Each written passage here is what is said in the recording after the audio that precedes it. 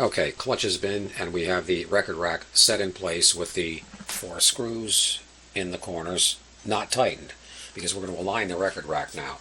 First thing we're going to do here is to put it into the scan position, or into the transfer position, and we do that by lifting up the trip lever here. Put the light over here.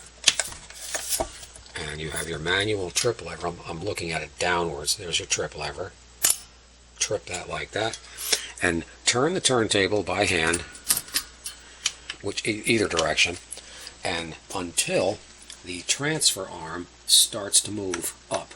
Just until it starts to move up. I don't know if you can see this or not.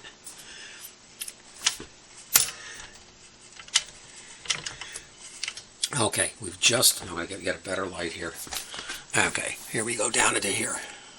Now you can see there's the two little the duck bills that are just starting to enter the record rack. You want to put a record in this at this point, a good flat record. Put a good flat record in, right there, okay. Now, you can see that the alignment's a little bit off, so manually move the tray so that it's right in between the two spacers, right there. Whoops. Right there, at that point, right there. And now turn the turntable to make the transfer take place and push the record up. We'll do that by hand. Now you can see the record's being taken up.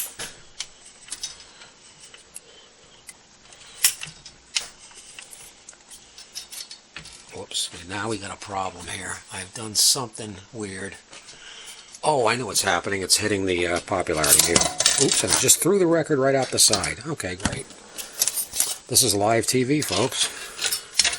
Okay, now continue turning it until the record is clamped in the play position. The arm sets down on the record. And now it's playing.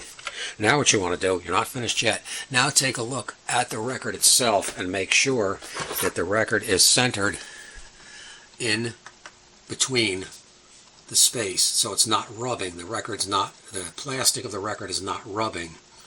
I don't know if it's picking it up or not. Very hard to show this.